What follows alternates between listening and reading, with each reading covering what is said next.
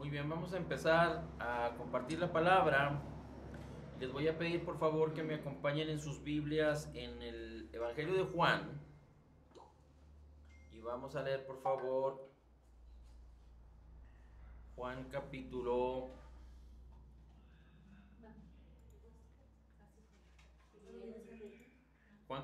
4.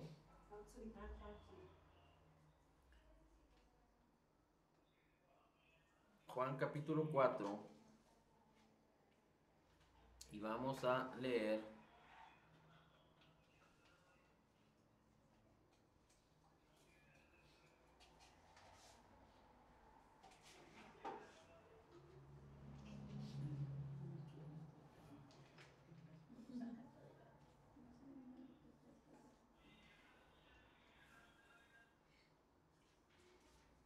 el versículo 23. Juan capítulo 4, versículo 23. Solo les pongo en contexto. El Señor Jesucristo se encontraba hablando con una mujer samaritana. No sé si ustedes recuerden que el Señor Jesucristo pasaron por Samaria, se acercó a un pozo y llegó una mujer a sacar agua del pozo y él le pidió si le podía dar agua.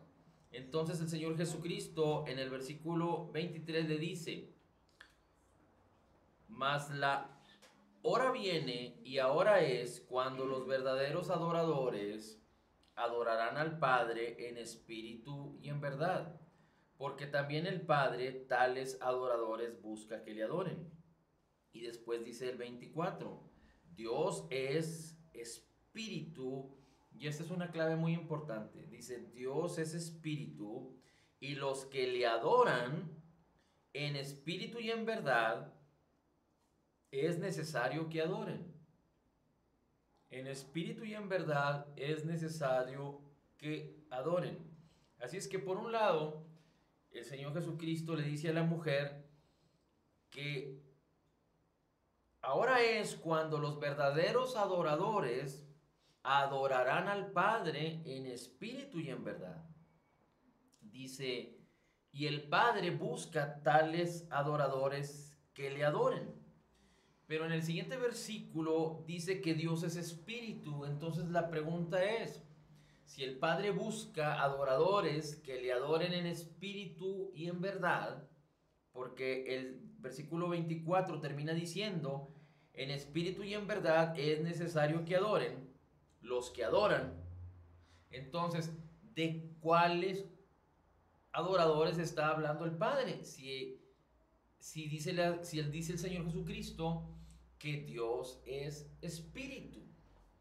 Ahorita hay un conflicto muy interesante, sobre todo en las redes sociales, acerca de qué es la adoración. Y entonces están peleando a ver quién da la definición más exacta de adoración, pero yo creo que lo hacen con un propósito bueno. Sin embargo, en la mayoría de los comentarios que he escuchado, descalifican a todos aquellos que participan en las iglesias, en las congregaciones, en lo que se le conoce como la alabanza o la adoración. Porque desafortunadamente en la alabanza y en la adoración en las iglesias, más allá de que haya músicos profesionales y que canten y toquen muy bien y que la música sea excelente, este tipo de personas que comentan estas cosas hacen ver que hay muchos jóvenes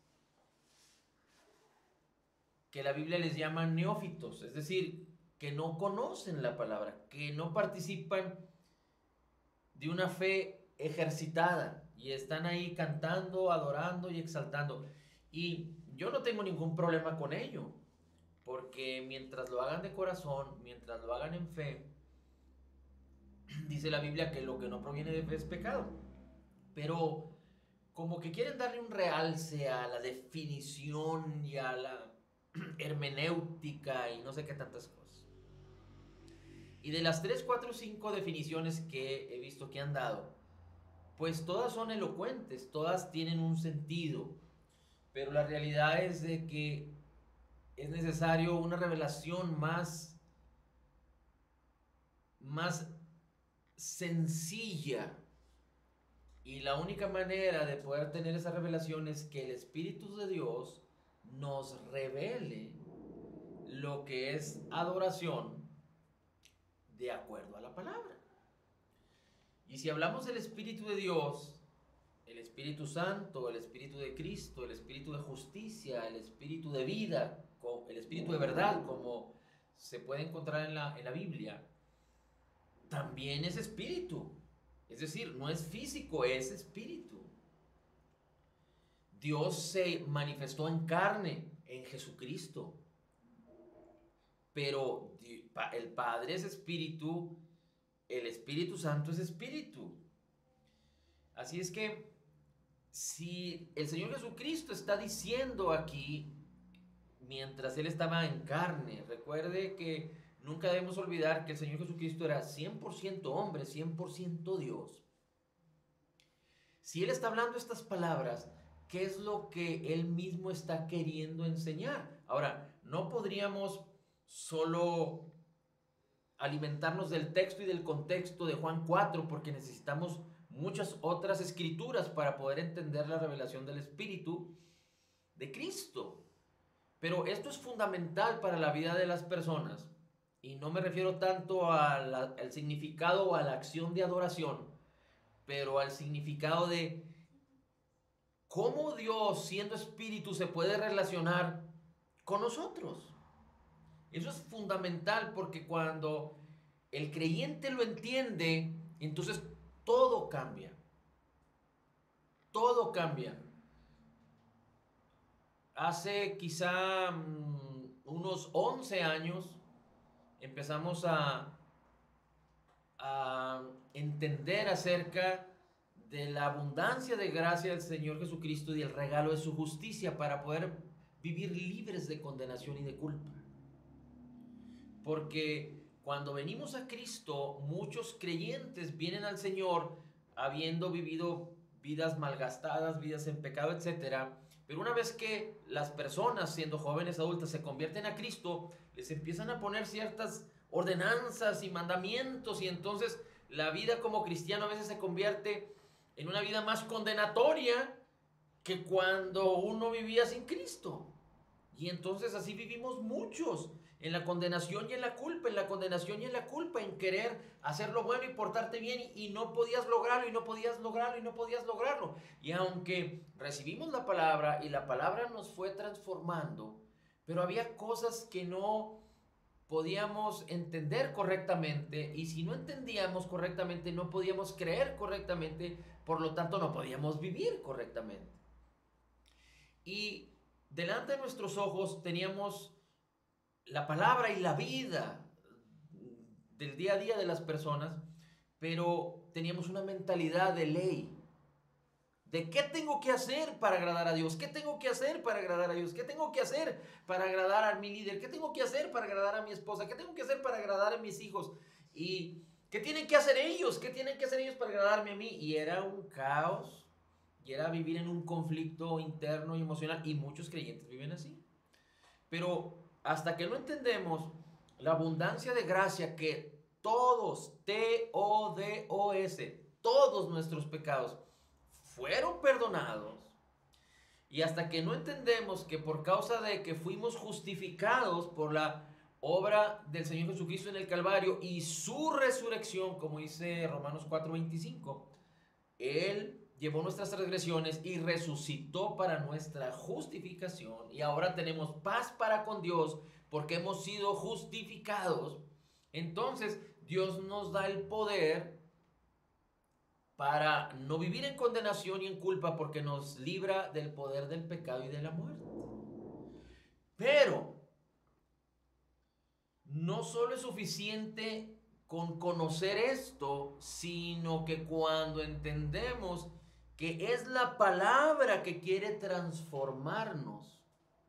Romanos 12:2 lo hemos estudiado y lo hemos visto, y yo lo vi desde hace 35 años, pero no lo pude entender. Es como aquella muchacha que decía que habían pasado 17 años y no sabía que la pasta Crest y la Colgate eran pastas diferentes.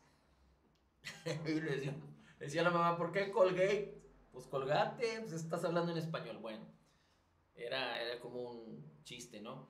Pero habíamos estudiado y habíamos visto ese versículo de memoria. No os conforméis a este siglo, sino transformados por medio de la renovación de vuestro entendimiento. Pero no sabíamos qué decían ni eh, cómo vivir ese versículo, porque queríamos cambiar, intentábamos cambiar, pero todo lo hacíamos por nuestras fuerzas. Pero ahí la palabra nos enseña que cuando renovamos nuestra mente con la palabra como es viva y eficaz, tiene el poder de transformarnos. Y no entendíamos, aunque sí lo habíamos visto, pero no entendíamos el impacto que dice la escritura, que según son nuestros pensamientos, así es nuestra manera de vivir. Entonces vivíamos en exigencia, exigíamos cosas y vivíamos queriendo ser perfectos como hombres y nos dábamos cuenta que no lo lográbamos. Bueno, así es que entonces entendimos la abundancia de gracia y el regalo de su justicia y la condenación se fue, la culpa se fue. Ahora, definitivamente que como creyentes entendemos también que no nos levantamos si la condenación se fue y entendemos que todos nuestros pecados fueron perdonados antes de que los cometiéramos porque Cristo murió 2000 años atrás.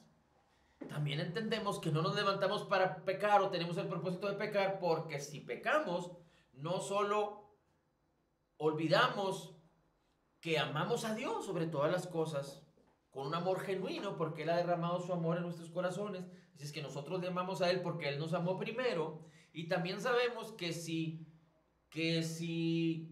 nos sujetamos al pecado, el diablo va a venir a hurtar, a matar y a destruir. Entonces le estamos haciendo el favor al enemigo para que se enrole, se introduzca en nuestras vidas. Bien. Así es que entendimos esto hace como 13, 14 años, al menos mi esposa y yo.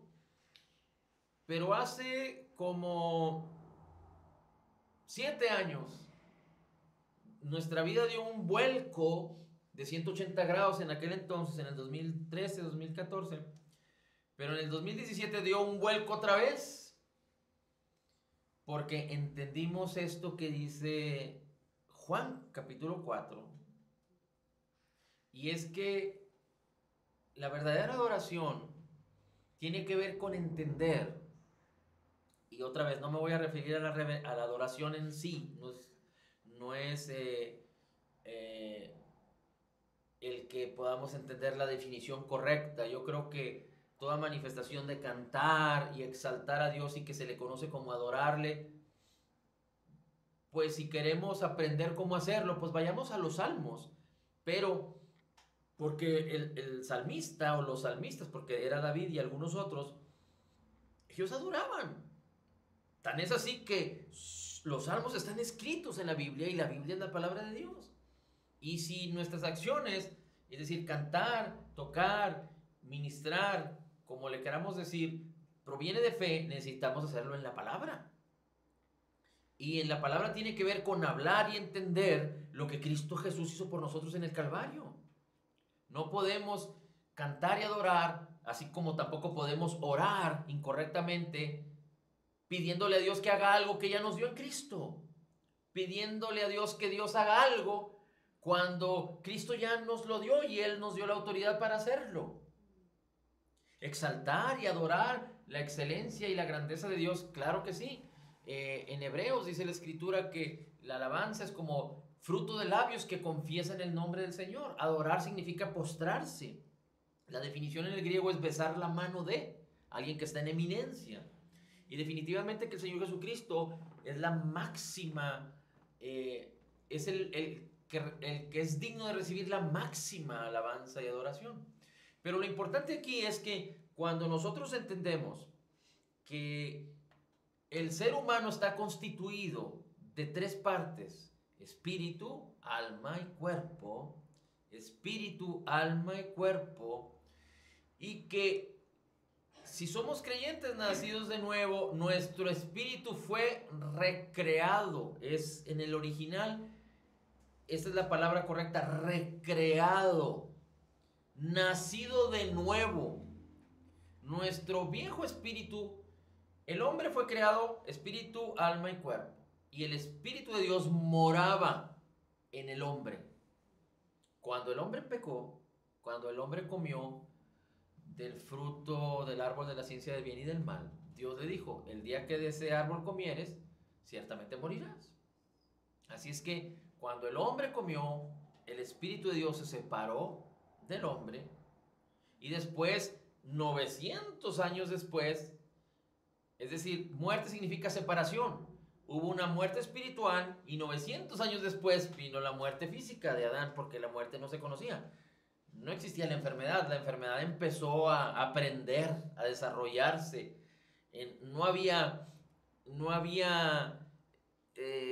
Pues la condenación era por haber cometido el error. La condenación de Adán, y esta es una heliología, es decir, este es mi concepto, fue haberle hecho caso a su esposa.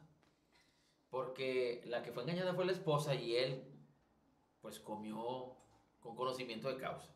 Así es que si algo estaba consciente y condenado a Adán era nada más de eso. No estaba consciente de que le había sido infiel a la esposa, no estaba consciente que odiaba a la esposa, no estaba consciente que la esposa lo regañaba y él se enojaba. No, todas estas cosas empezaron a salir a partir de ese momento. No se conocía nada, no había pecado. Inició el pecado, vinieron las tinieblas y empezó a desarrollarse todo. Tan es así que por eso Dios en la época de Noé, muchos años después, tuvo que destruir a la humanidad porque se corrompió tanto, porque se desarrolló tanto es decir, el hombre separado de Dios en tinieblas, el hombre es perverso. Y no solo hubo tanto pecado, pero hay quienes dicen, los estudiosos, que se corrompió inclusive la naturaleza humana. Pero bueno, ese es otro tema. El hecho es de que el hombre fue hecho espíritu, alma y cuerpo, es decir, Dios lo formó de la tierra y sopló aliento de vida, su espíritu vino en el hombre y cuando el hombre pecó, el espíritu de Dios se separó del hombre, dentro del hombre, y el hombre quedó con un espíritu separado de Dios. Con su cuerpo y su alma es la voluntad, son los deseos, son los sentimientos, las decisiones. Eso creo que queda claro para todos. Así es que nuestra naturaleza separada de Dios era la que causaba, la que nos hacía pecar. Aprendíamos y concebíamos el pecado y luego lo reproducíamos. Aprendíamos, lo concebíamos y lo reproducíamos. Y esa era la vida del ser humano separado de Dios. Aunque Dios estuvo sobre ciertos hombres, vemos el caso de Noé, Dios estuvo con Noé, Dios estuvo con José, Dios estuvo con David, Dios estuvo con Moisés, Dios estuvo con Eliseo, Elías, Dios estuvo con Gedeón, pero ya no en Gedeón, sino con Gedeón, es decir, en el exterior. Había una unción. Dios ungió también a Saúl, Dios ungió a David, etc. Pero cuando Cristo vino, Cristo nació no de la simiente corruptible que nacimos todos, con la cual nacimos destituidos de una comunión con Dios o de la gloria de Dios, Romanos 3:23. Entonces Jesús nació sin pecado, no conoció pecado, no se halló en el pecado y no hizo pecado, de tal manera que Cristo tenía un espíritu perfecto porque el Padre, el Hijo y el Espíritu son uno. Así es que Cristo fue a la cruz, entregó su vida, pagó por todas nuestras deudas, murió, después de 3 días y 3 noches resucitó y su resurrección nos justificó. La palabra justificar o justificado significa como alguien que nunca pecó. Y cuando nosotros entendemos esto, cuando nosotros recibimos a Jesús como el Señor, como quien nos salvó de nuestros pecados, como quien pagó y recibimos esa abundancia de gracia y ese regalo de su justicia, dice la Escritura que nacemos de nuevo. Y Efesios 4:24, como Romanos 8:15, como muchas otras escrituras, 1 Corintios 2:12, 1 Corintios 6:17, 1 Corintios 6:19 y 20. ¿Mande? Bueno, es que ahí dice que el que es nueva criatura. 2 de Corintios 5:17. Dice la escritura en Efesios 4:24 que fuimos creados en la justicia y santidad de la verdad. Ese es nuestro nuevo hombre. El viejo hombre fue crucificado, como dice la escritura en Romanos capítulo 6, cuando nos identificamos con Cristo en su muerte, sepultura y resurrección. Es que nacemos de nuevo, nuestra vieja naturaleza va a la cruz y muere. Esto es algo espiritual, esto es algo que Dios produce, que Dios diseñó en una obra redentora, y esto sucede cuando recibimos a Jesús, cuando creemos en Jesús, y entonces nacemos de nuevo, y Dios pone en nosotros un espíritu que es creado en la justicia y santidad de la verdad. Y Efesios capítulo 1 y capítulo 2 dice que fuimos sellados con el Espíritu Santo de la promesa, de tal manera que nuestro espíritu, nuestro nuevo espíritu, porque dice, por ejemplo, 2 de Corintios 5:17, ¿va? Dice, el que está en Cristo nueva criatura es, las cosas viejas pasaron, todas son hechas nuevas. Y cuando habla en el 18 dice, a ver, vamos a leerlo, porque esto es bien interesante poder... Creo que es 1 Corintios, porque es lo mismo. 1 Corintios 5:17. 5:17. Sí, Gálatas 4:6, por cuanto sois hijos, Dios envió el Espíritu de su Hijo. Ah, bueno, ese es otro. 5:20.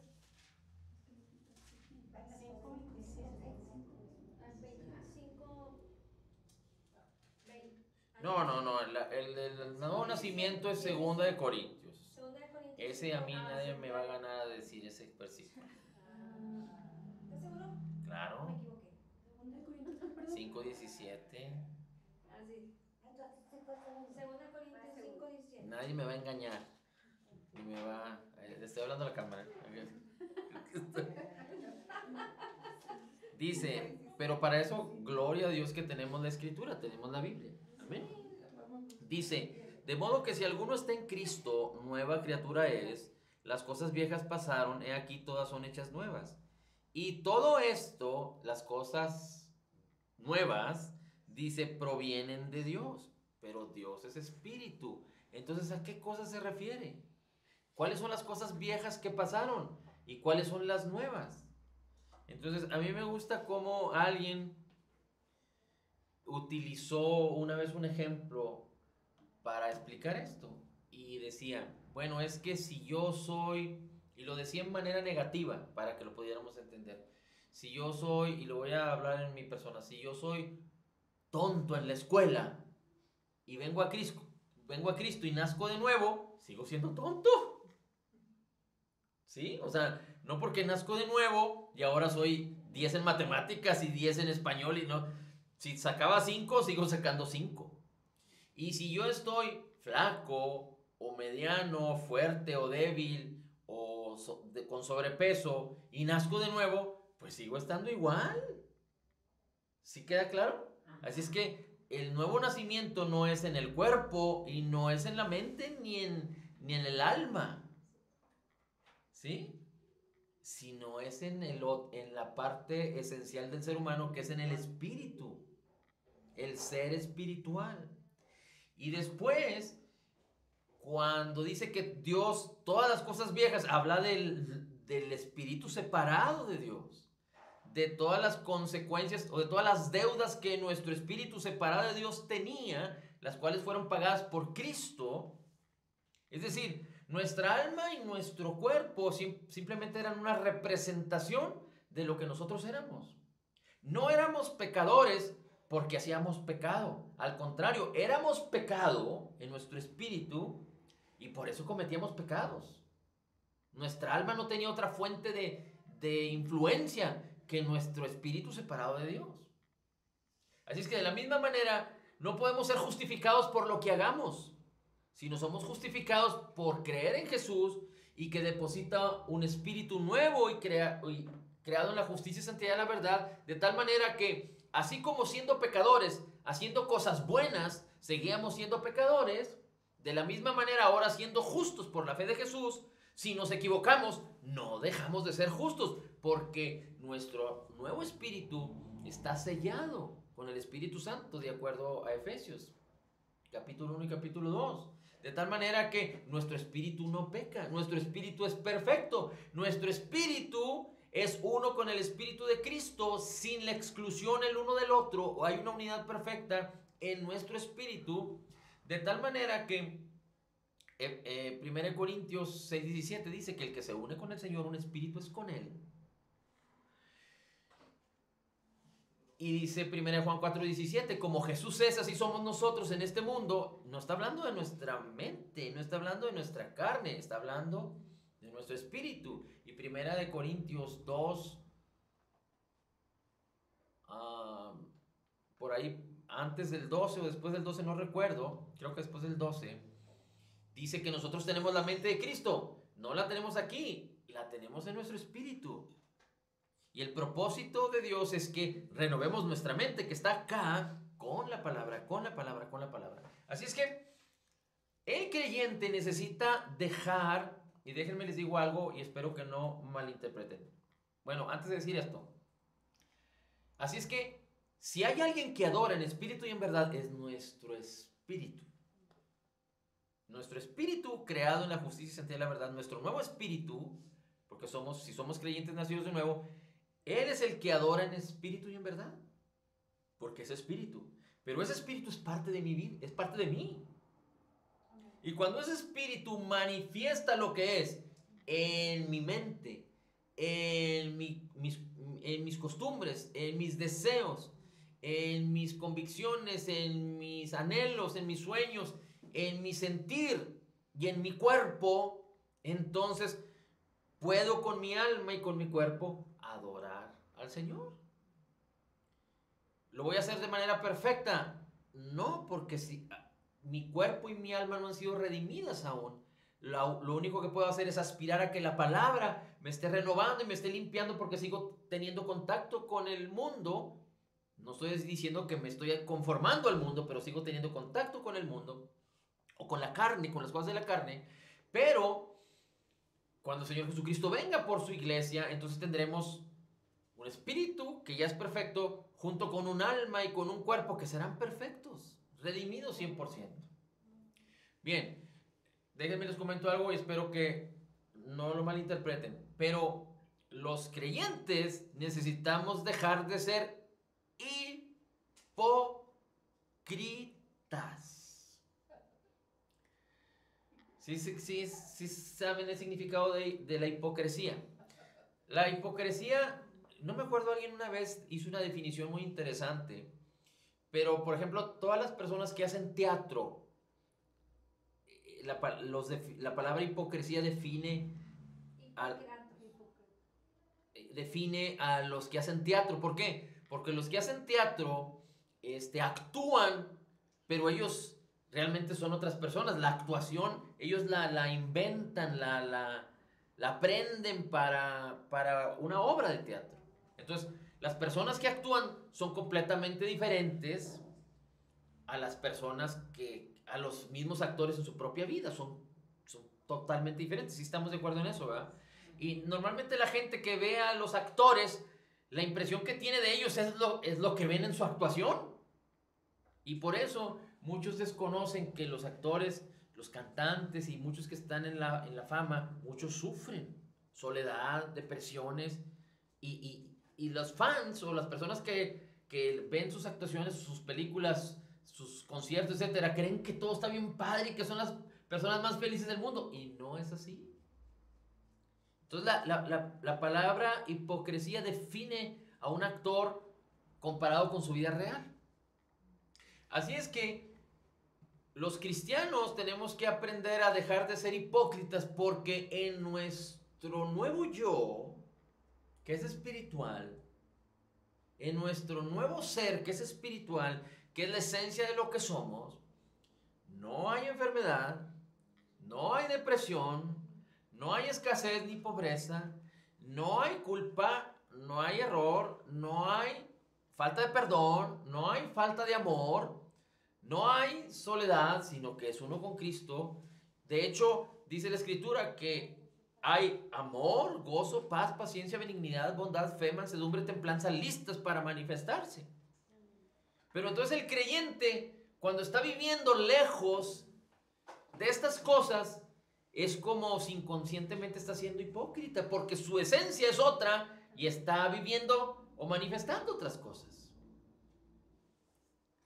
Y alguien que está sufriendo depresión, alguien que está sufriendo escasez, tiene la respuesta en su interior.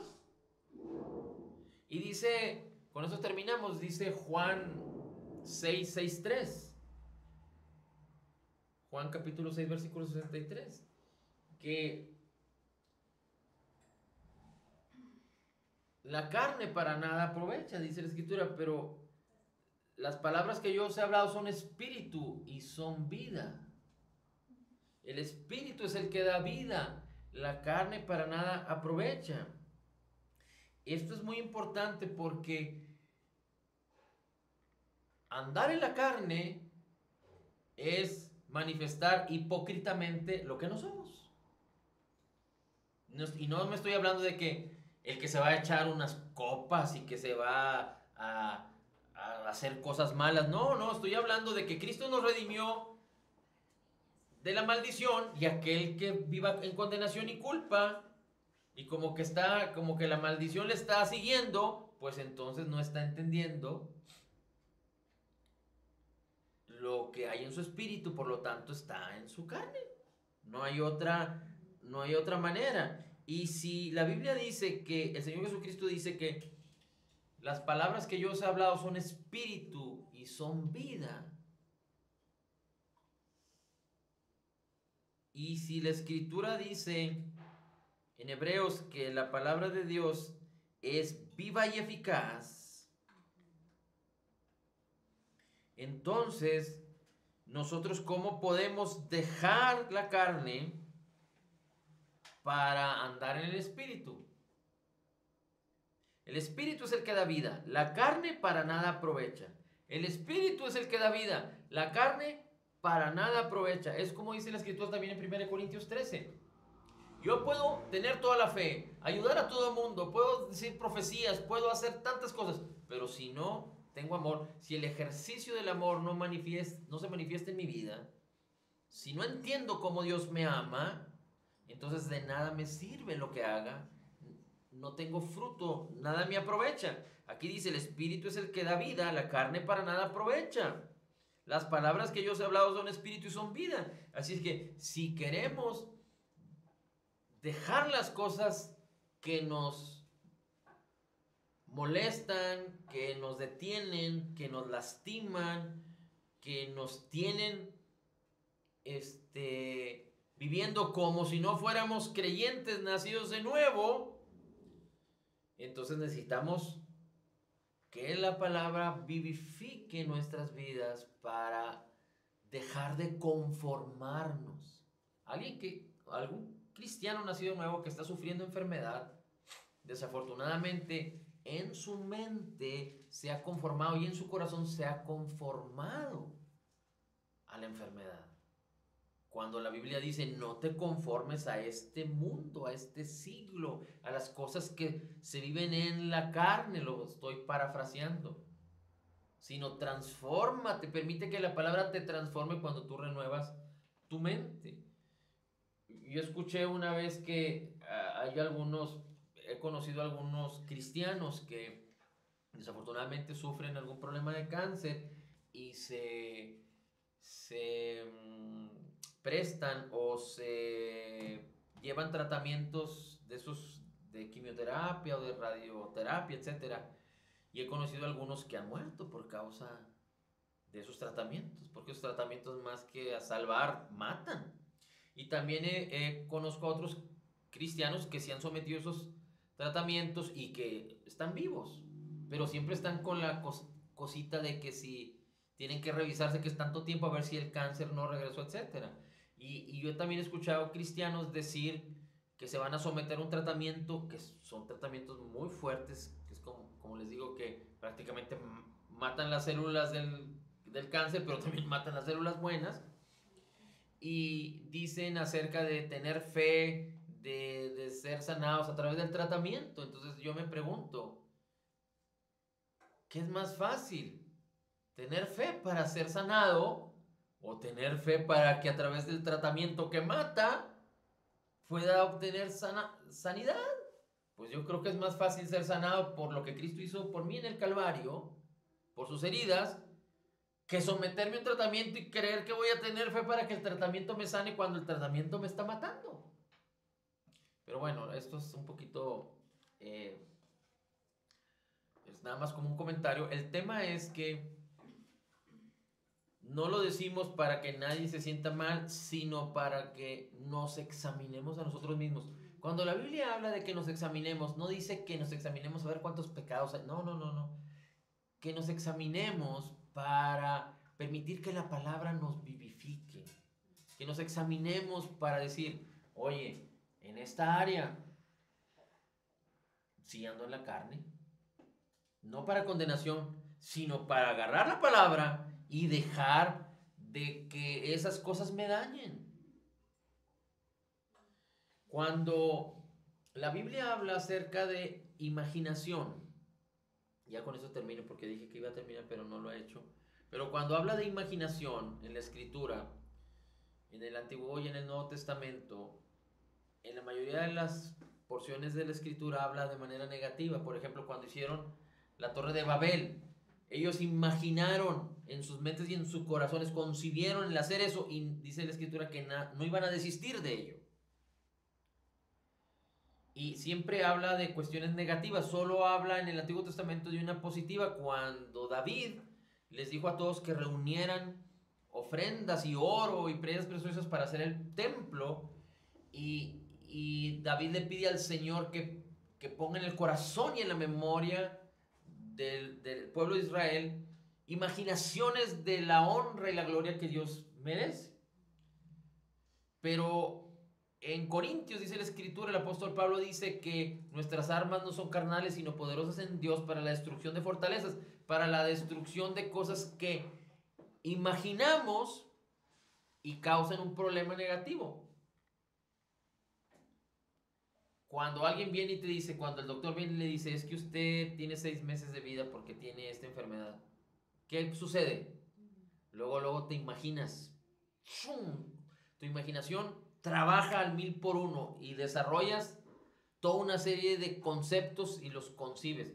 Porque si el doctor viene y te dice, pase usted, tú estás esperando un resultado, ¿no? Y entonces agarra el resultado y dice, usted tiene 3 meses de vida porque tiene este problema que es ya definitivo, no se puede curar. Y el paciente está ahí y recibe eso, pues lo primero que sucede es que se le va la sangre hasta... Ahí se muere. Se le va la sangre hasta los pies, ¿no? ¿Y qué pasa si dice, usted es José María Bravo? ¿Y qué sucede? No, pues yo no soy José María Bravo, yo tengo otro nombre. Eso decía el examen. Usted es José María Bravo, ¿verdad? Y dice, no, la sangre se le regresa. Pero ya hiciste toda una serie de concepciones, de imaginaciones, y cuando te dicen que no eres tú, se regresa todo, y entre comillas, desechas esa imaginación. Es lo mismo que si a mí me hablan y me dicen, oye, te hicimos unos estudios, en los estudios médicos, y saliste que te vas a morir en 3 días. Y si yo sé que yo no me hice ningún estudio médico y que nada, pues de inmediato, pues no me afecta. Pero el problema es que los creyentes están recibiendo cosas por todo tipo de medios y están creando imaginaciones. Y por eso a veces, cuando la palabra quiere renovar nuestras mentes, no suceden las cosas de inmediato, porque hay tantas imaginaciones negativas, tantas concepciones negativas en nuestras vidas,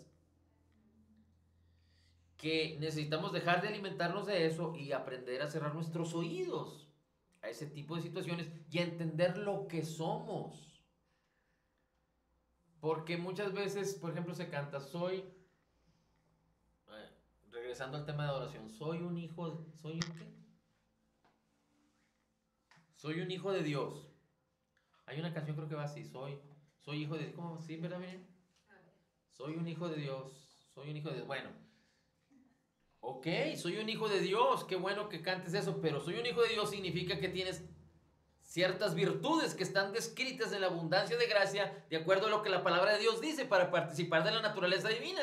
Así que si soy hijo de Dios, la enfermedad no tiene ninguna relación conmigo, la escasez no tiene ninguna relación conmigo, la falta de amor, la falta de perdón, la depresión, nada de eso tiene ninguna relación conmigo, porque soy un hijo de Dios, porque soy nacido de nuevo, porque la misma vida de Cristo vive en mí, y lo que tengo que hacer entonces es dejar de escuchar a mi carne, porque me hace ser un cristiano hipócrita, pero vivir en la misma vida abundante de Cristo. Eso es a través de conocer a Dios, a través de conocer a Cristo, a través de la palabra. Si Jesús dice que como Él es, así soy yo, 1 Juan 4:17, ya lo había dicho antes, entonces necesito entender cómo soy. Soy un hijo de Dios, pero ¿cómo soy? En el Antiguo Testamento nadie podía decir soy un hijo de Dios. Por eso a Jesús lo querían apedrear y lo querían matar, porque Él dijo soy el hijo de Dios. Entonces el creyente dice tales cosas, pues son verdaderas. Entonces el creyente debe permitir que la palabra renueve su mente para que la misma palabra le transforme y entonces manifieste la gloria de Cristo. 2 Corintios 3:18 dice que, bueno, antes de decirles este versículo, si nosotros nos vemos en un espejo, tú nunca has visto tu rostro, ¿o sí? Nadie ha visto su rostro antes. Nadie de ustedes ha podido ver su propio rostro. No puedes. Lo que tú ves es una imagen muy aproximada de lo que tú eres en un espejo. Pero no es exactamente como tú eres. ¿Verdad? Pero dice la Escritura en 2 Corintios 3:18 que la palabra es como un espejo que nos refleja lo que exactamente somos. Poniendo a cara descubierta como en un espejo la gloria del Señor. Dice, somos transformados de gloria en gloria, viendo como en un espejo, dice, viendo como en un espejo la gloria del Señor, es decir, lo que es Cristo, lo que hizo por nosotros, lo que Él nos otorgó, la abundancia de su gracia, el regalo de su justicia, su palabra viva, dice, viendo en un espejo la gloria de Jesús, somos transformados de gloria en gloria, como por el Espíritu del Señor, por la palabra. ¿Sí? Entonces es muy importante que podamos entender estas cosas porque la respuesta no está en el cielo. El Espíritu Santo mora aquí. Entonces, yo sé que las personas lo hacen de buena intención y todo, pero hay muchos que hasta levantan los ojos para adorar al Señor, pero el Señor se encuentra aquí. Así es que más bien es rendirnos hacia abajo, no hacia arriba. Porque el Espíritu Santo mora aquí. Leo 2 Corintios 3:18. Sí. Dice, pero nosotros todos, con el rostro descubierto, contemplando como en un espejo la gloria del Señor, estamos siendo transformados en la misma imagen, de gloria en gloria, como por el Señor, el Espíritu. Es la Biblia de lenguaje actual. Es la Biblia de lenguaje actual. Ah, ok. Muy bien. Ahí va otra vez. Nosotros todos, con la cara descubierta. Estamos mirando cara descubierta como en un Es espejo. decir, con la libertad no que tenían en el antiguo pacto. Por eso en la tradición religiosa nadie podía leer la Biblia. Porque el diablo engañó a los religiosos para que siguieran con los ojos vendados. Y que nadie pudiera ver el espejo de la palabra. Así vivieron no en los tiempos después de los discípulos o los apóstoles, pero en el nacimiento de aquella iglesia que luego les platico, en el año 300 no sé qué, y impidieron que los que creían leyeran la Biblia, para que siguieran con sus ojos vendados. Pero ahí dice, como nosotros todos, con la cara descubierta, no con la venda de la ley, pero poniendo nuestros ojos en la palabra, viendo la gloria de Jesús en la palabra, somos transformados de gloria en gloria, en la misma imagen de Cristo, por el Espíritu Santo. Padre, la gloria, el honor y la alabanza es para ti, bendito sea tu nombre. En Cristo declaramos que somos total y completamente perdonados y sanados perfectamente justificados, altamente favorecidos, profundamente amados, grandemente bendecidos. Somos más que vencedores en Cristo Jesús. Como Jesús es, así somos nosotros en este mundo. Somos la justicia de Dios en Cristo Jesús. Recibiendo de la abundancia de tu gracia y del regalo gratuito de tu justicia, declaramos: todo lo puedo en Cristo que me fortalece. Amén, amén y amén.